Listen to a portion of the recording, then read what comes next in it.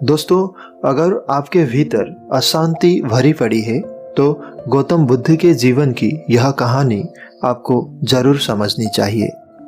परंतु इस कहानी को समझने से पहले आपके भीतर एक कला का होना जरूरी है, क्योंकि जिस व्यक्ति के अंदर यह कला नहीं है वह किसी भी बात की सच्चाई को नहीं जान सकता।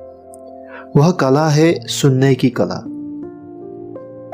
एक बार भगवान बुद्ध एक नदी के किनारे से गुजर रहे थे। संध्या का समय था। चारों ओर एक शांत वातावरण था। डूबता हुआ सूरज अपनी रोशनी से वातावरण को सजा रहा था। उस नदी के किनारे कुछ बच्चे खेल रहे थे। बुद्ध उन बच्चों को देख कुछ देर वहीं रुक जाते हैं। बुद्ध देखते हैं कि वे बच्चे मिट्टी के छोटे छोटे घर बना रहे होते हैं। वे सभी बच्चे बड़े प्रसन्न नजर आ रहे थे। ऐसा लग रहा था कि मानो उनके पास सब कुछ है, जैसे उन्हें जीवन में किसी और चीज की आवश्यकता ही ना हो। परंतु अचानक बुद्ध देखते हैं कि दो बच्चों में लड़ाई होने लगती है, क्योंकि एक ने दूसरे का घर तोड़ दिया था। जिस बच्चे का घर टूटता है वह दूसरे बच्चे से कहता है, तुम ऐसा कैसे कर सकते हो?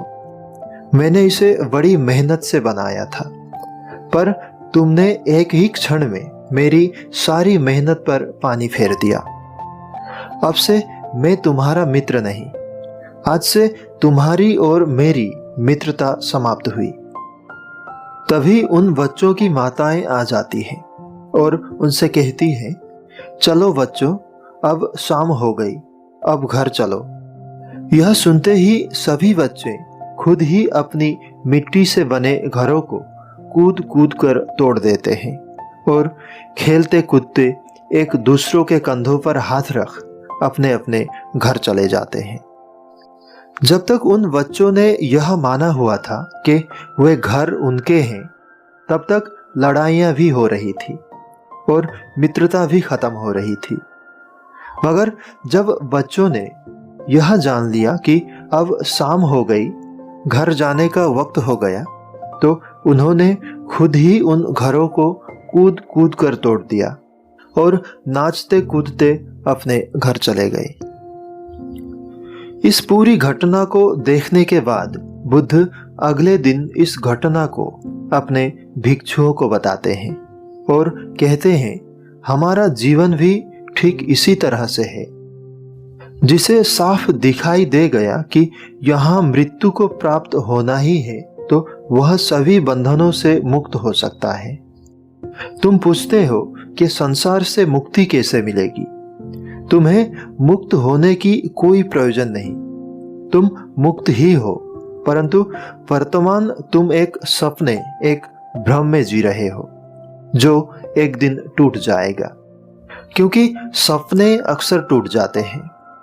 जब तक उन बच्चों ने उन मिट्टी के घरों को अपना माना हुआ था, तब तक उन बच्चों के भीतर डर था कि कोई उन्हें तोड़ न दे। पर जैसे ही उनके असली घर जाने का समय आता है, तो उनके सभी डर, सभी लगाव, सभी मोह समाप्त हो जाते हैं। यही जीवन है। जिन चीजों के कारण तुम्हारा मन अशांत है या फिर जिन चीजों से तुम जुड़े पड़े हो, यह सभी चीजें एक स्वप्न है जो कभी भी टूट सकता है। लाखों लोगों का यह सपना हर दिन टूटता है। अब सबसे जरूरी बात कि यह जीवन एक सपना है, परंतु उसके साथ साथ यह खुद को जानने का एक अवसर भी है। दोस्तों, यह संपूर्ण रूप से आपके ही हाथों में है कि आप इस अवसर को तनाव या चिंता में व्यतीत करेंगे या फिर एक सही खोज में। क्योंकि एक बात संपूर्ण सत्य है कि आप हर क्षण मृत्यु की ओर बढ़ रहे हैं और एक दिन आपको मृत्यु का साक्षात्कार करना होगा। अगर इस नजरिए के साथ आप इस जीवन को देख सकते हैं, तो कोई भी दुख आपके मन को अशांत नहीं कर पाएगा। मन अशांत होने का और एक कारण है, और वह है सत्य को ना देखना।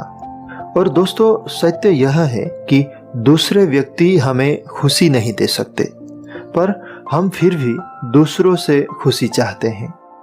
सच यह है कि खुशी उसमें नहीं जो हमें मिल सकता है, खुशी उसमें है जो हमारे पास है। सच यह है कि खुशी कुछ करने के बाद नहीं मिलेगी, खुश रहना ही हमारा स्वभाव है।